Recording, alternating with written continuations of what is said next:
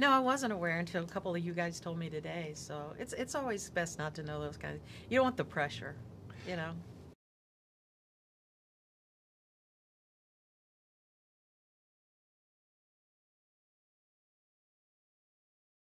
I thought it was really funny. I thought, uh, you know what? It's weird. I don't really remember reading the script.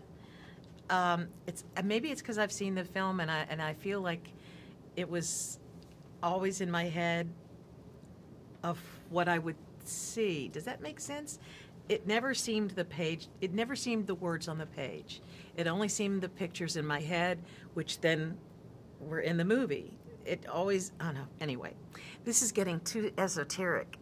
You asked me what did I feel when I first read the script. I felt nothing.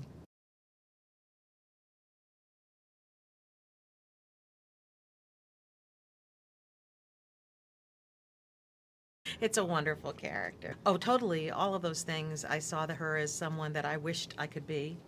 That I loved walking around in her skin. I loved that she was so wise that you knew she probably would figure out any problem they put in front of her and have a graceful and um, um, perfect way of solving it. And she reminds me of a wonderful mentor I have in my life. When you're having a problem and you go and you ask her, and she just says a couple of things very succinctly, and it stays with you forever, and it really has the power to help you put yourself in the right position, the right direction.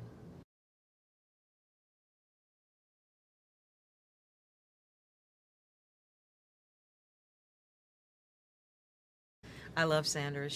I met her when I directed an episode of 6 Feet Under, and she's a very funny lady. And I knew her through the years when she was married to Alexander Payne. She was around when we were doing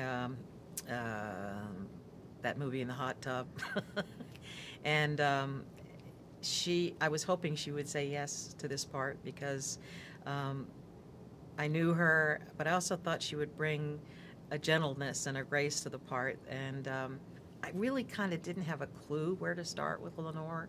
It's funny, but maybe it was because I was half of something, and when she got there, suddenly everything fell into place. We went to the prop guy, we got wedding rings. That was her idea, and we just hung out together, and we just felt like a couple.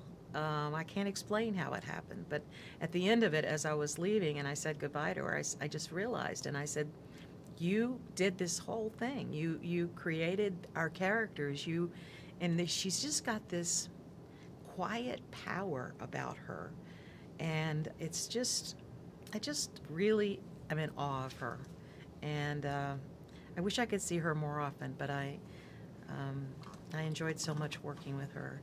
I'm proud of what we accomplished. I'm proud because in this day and age, with gay people trying to fight for their rights, for equality, and to be married, to have the same rights as heterosexual couples, uh, I hope we show a couple of that just they're living their lives, that their love doesn't need to be legislated or frowned upon or commented on. And I think we accomplished that as two straight women. I think we accomplished. Um, I think we accomplished something really lovely.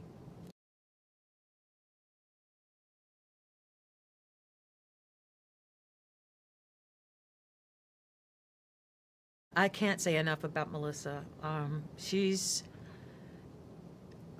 She manages to be outrageous and physically outrageous in her comedy, but it's always believable and always comes from a very real place, and somehow always comes from a place that feels like it's our place.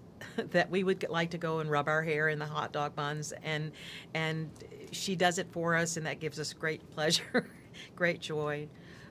Susan was very sweet in that she opened her house and generously invited me to come and stay at the house she was staying in Wilmington.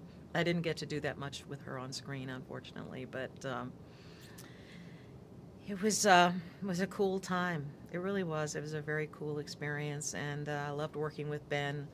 And I don't know if I said this before because I've done so many interviews today, but when I was after the movie, I've stayed friends with Melissa, and I was able to present her an award from Elle magazine.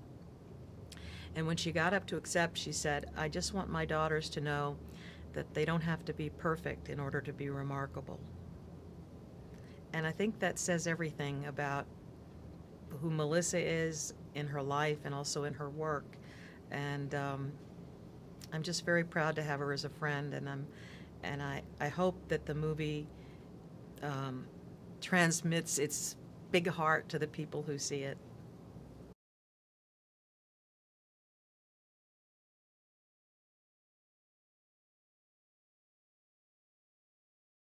Oh, heck yeah, it makes me feel like I can be as good as they are, but I never am. But that's what it was. And we just got so excited. We all just jumped in the water. We improvised our asses off. We had a good time, and it was just a lot of fun. Even the crew just was. We all kept pinching at each other and saying, "Wow, can you believe this? How great it is, and how nice everybody is." And it was good. It was a good time.